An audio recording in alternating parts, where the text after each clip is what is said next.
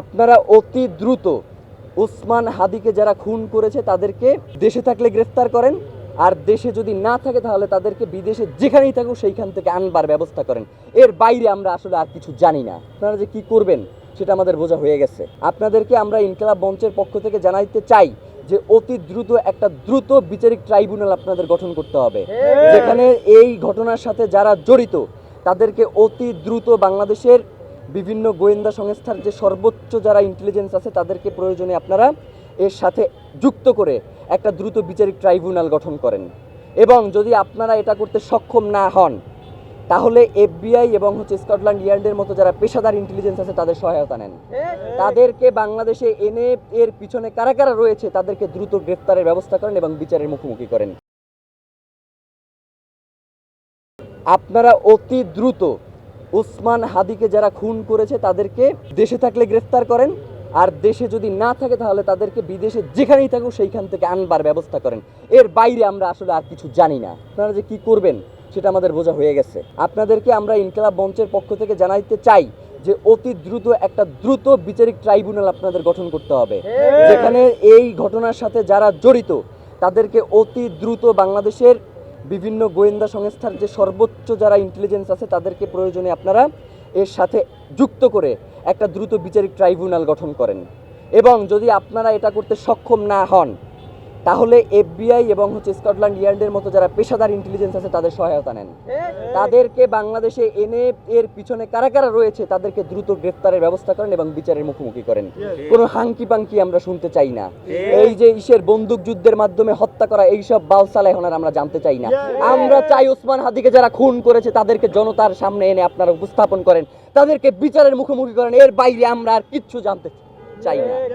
প্রিয় ভাইয়েরা, ওসমান হাদি ভাই বাংলাদেশের স্বাধীনতা সার্বভৌমত্বের প্রতীক ছিল।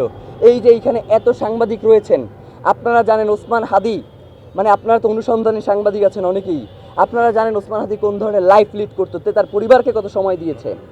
সে আজীবন এই শাহবাগের রাস্তায় পড়ে রয়েছে এই জুলাই পরবর্তী সময় থেকে যে বাংলাদেশের স্বাধীনতা সার্বভৌমত্বকে কীভাবে টিকিয়ে রাখা যায়, কিভাবে জুলাইকে বাঁচিয়ে রাখা যায়, কিভাবে এই সরকারকে স্থিতিশীল রাখা যায়। কিন্তু এই তিনটার একটাও আপনারা করতে সক্ষম হন নাই।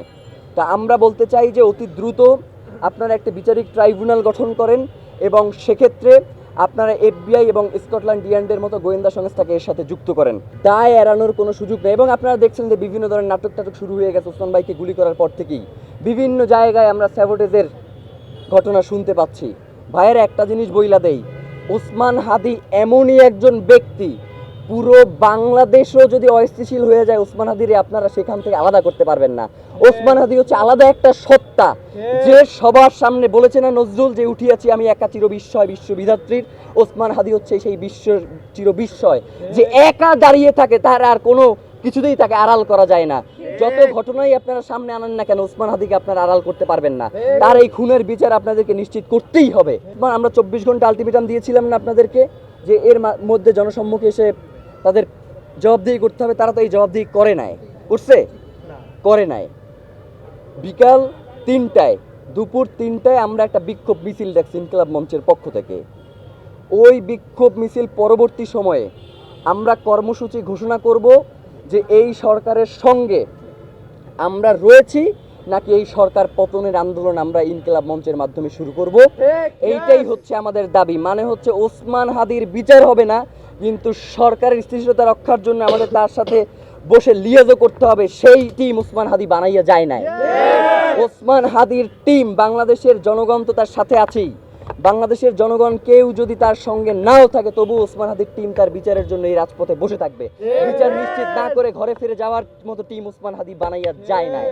সুতরাং এই বিক্ষোভ মিছিল থেকে পরবর্তী কর্মসূচি ঘোষণা আসবে। আপাতত দুইটা দাবি আপনাদের মাধ্যমে জানাই রাখতে চাই: দ্রুত বিচারিক ট্রাইব্যুনাল এবং এই ট্রাইব্যুনালের কাজে সহায়তার জন্য এফবিআই এবং স্কটল্যান্ড ইয়ার্ডের মতো পেশাদারি ইন্টেলিজেন্সের সহায়তা গ্রহণ। এই দুইটা ব্যাপার অতি দ্রুত নিশ্চিত করতে হবে। আমাদের কালক্ষেপণ করা চলবে না। নির্বাচনকে স্থিতিশীল এবং সুষ্ঠু করবার জন্য ওসমান হাদিকে যারা খুন করেছে তাদের অতি দ্রুত গ্রেফতার করতে চায়। এইটাই হচ্ছে আমাদের দাবি, এর বাইরে আর কোনো দাবি নেই। আর আপনারা বিভিন্ন সময় আমাদেরকে যে প্রশ্ন করেন যে ভাই ওসমান হাদির ব্যাপারে আপনারা কি করলেন, ওসমান হাদির ব্যাপারে আপনাদের অবস্থান কি? ভাইরা, ওসমান হাদির ব্যাপারে শুধু আমাদের অবস্থান নাই। ওসমান হাদি কোনোদিন ইনকিলাব মঞ্চের টিমের মেম্বারদের দায়িত্ব গ্রহণ করে শুধু বলে নাই যে এই টিমটার যারা আছে এরাই আমার ব্যাপারে কথা বলে। ওসমান হাদি কোনোদিন এই টিমের ব্যাপারে কথা বলছে যে এই টিমরে আপনারা পুরো বাংলাদেশ করে দেন, তাদেরকে এস্টাবলিশ করে দেন, অমুক তমুক, এই ধরনের কোনো আলাপ করছে? শুধু বাংলাদেশের স্বাধীনতা সার্বভৌমত্বের কথা বলছে। সুতরাং বাংলাদেশের জনগণের দায়িত্বই হচ্ছে ওসমান হাদির খুনিদেরকে গ্রেফতার করা। এর বাইরেও বাংলাদেশের জনগণের আর কোনো দায়িত্ব থাকতে পারেন না। আমরা ইনকিলাব মঞ্চ আজকে এখন থেকে রাজপথে অবস্থান করবার ঘোষণা দিচ্ছি যে আমরা রাজপথ ছেড়ে যাচ্ছি না। আমরা এখন থেকে পুরোটা সময় ওসমান হাদি এখানে শুয়ে আছেন, আমরা আপনাদের কাছে ওসমান হাদির আল্লাহ যাতে তাকে শাহাদাতের মর্যাদা নসিব করেন সেজন্য আপনাদের কাছে দোয়া চাই। এবং সেই সাথে ওসমান হাদির শপথ, তার রক্তের শপথ, তার খুনিদের গ্রেফতার হওয়া না পর্যন্ত এবং এই খুনিদের পেছনে যারা মদতদাতা রয়েছেন তারা গ্রেফতার না হওয়া পর্যন্ত আমরা রাজপথ ছাড়ছি না। সেটা আপনাদের মাধ্যমে পুরো বাংলাদেশের জনগণ এবং বাংলাদেশ স্বাধীনতা সার্বভৌমত্বকে আমরা এই জানানটাই দিতে চাই। প্রথমত যেই ব্যাপারটা বাংলাদেশে ইতিপূর্বেও বিভিন্ন ঘটনার প্রেক্ষিতে যেগুলো খুবই গুরুত্বপূর্ণ, সেক্ষেত্রে আন্তর্জাতিক সহায়তা নেওয়া হয়েছে এই ঘটনার তদন্তের ক্ষেত্রে। তো ওসমান হাদি ঢাকা ৮ আসনের একজন গুরুত্বপূর্ণ প্রার্থী ছিল। তিনি জুলাই পরবর্তী সময়ে বাংলাদেশের সবথেকে সাহসী এবং প্রমিনেন্ট একজন ভোকাল ছিল, যিনি কখনো ভয় করে কখনো কথা বলেন নাই। এবং এই যে বর্তমান সরকার ব্যবস্থা স্থিতিশীল রয়েছে এর পিছনে ওসমান হাদির অত্যন্ত গুরুত্বপূর্ণ ভূমিকা রয়েছে। সুতরাং এত গুরুত্বপূর্ণ একজন ব্যক্তির ক্ষেত্রে যদি আন্তর্জাতিক কোনো সহায়তা নেওয়ার প্রয়োজন পড়ে গোয়েন্দা সংস্থার, অবশ্যই সেটা রাষ্ট্রকে নিতে হবে। হ্যাঁ, অবশ্যই। আমি তো বললামই যে আমাদের দুইটাই দাবি, একটা হচ্ছে দ্রুত বিচারিক ট্রাইব্যুনাল গঠন এবং সেই সাথে এক্ষেত্রে গোয়েন্দা ইন্টেলিজেন্সের আপনি চাইলে সহায়তা নিতে পারেন। এক্ষেত্রে আপনাকে সহায়তা নিতে হবে, নিতে পারেন বলতে কথা নাই, আপনাকে নিতে হবে। মানে কি, ওসমান হাদি রক্ত ঝরাই গেছে এবং সেইটার আমরা খুনিদের বিচার দেখবো না, এটা তো হইতে পারে না।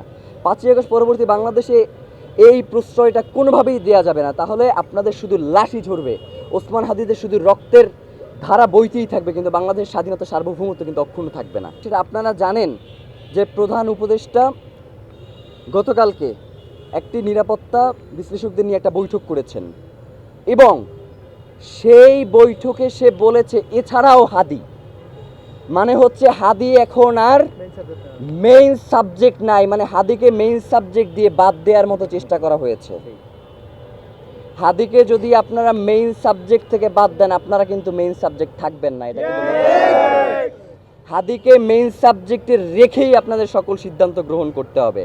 আর ভাই যেটা বললেন, অবশ্যই আগামী 24 ঘন্টার মধ্যে তারা দ্রুত বিচারিক ট্রাইব্যুনাল গঠন এবং এটার ক্ষেত্রে তারা যেই আন্তর্জাতিক গোয়েন্দা সংস্থা যেমন FBI এবং হচ্ছে স্কটল্যান্ড ইয়ার্ডের মতো যারা পেশাদারী গোয়েন্দা সংস্থা রয়েছে তাদের সহায়তা নিতে হবে এবং রাষ্ট্রকে আপনাদের সামনে এসে জানাতে হবে যে তারা এই সহায়তার ক্ষেত্রে কি কি পদক্ষেপ গ্রহণ করেছে। ওসমান হাদির রক্তের সাথে এক বিন্দু ছাড় নয় অবশ্যই, এবং এই জন্যই দ্রুত বিচারিক ট্রাইব্যুনাল প্রয়োজনে 1 মাসের মধ্যে এই বিচার ব্যবস্থা নিশ্চিত করতে হবে, 1 মাসের মধ্যে। আচ্ছা, এখন পর্যন্ত ঢাকা 8 আসনে হাদি ভাইয়ের হয়ে ইলেকশনে কেউ নড়বেন কিনা এ ব্যাপারে ইনকিলাব মঞ্চ কোনো ধরনের সিদ্ধান্ত গ্রহণ করে নাই এবং এখন পর্যন্ত আমরা ঢাকা 8 আসনে ইনকিলাব মঞ্চ সিদ্ধান্ত গ্রহণ করবে কিনা সে ব্যাপারে আমাদের মধ্যে কোনো মিটিং হয় নাই। তো আমরা ইনশাল্লাহ এটা নিয়ে অতি শীঘ্রই বসবো এবং আপনাদেরকে এই ব্যাপারে আমরা তথ্য জানাবো। মানে ওসমান হাদি ভাই কখনো লুকোচুরি পছন্দ করতেন না, আমাদের মধ্যেও কোনো লুকোচুরি নাই। আমরা যেইটা বলবার সেটা আপনাদের সামনে এসেই বলবো, আমাদের কোনো ওই পিছুটান নাই। আমরা ওসমান হাদি ভাই যেই আদর্শ এবং যেই লড়াই করে গেছেন সেই লড়াইটা জীবিত রাখার জন্যই আমরা এখানে দাঁড়িয়েছি। নয়তো আমাদেরকে যেইভাবে এই ফোকাস থেকে দূরে সরিয়ে রাখবার জন্য চেষ্টা করা হচ্ছে আজকে, তাইলে আমরা আপনাদের সামনে আইসা দাঁড়াইতাম না। সোজা কথা, আমরা এখানে দাঁড়াইছি মানেই হচ্ছে ওসমান হাদির খুনিদের গ্রেফতার নিশ্চিত করেই আমরা এখান থেকে যাব। changetv.press এক ফোঁটা হলুদও নেই।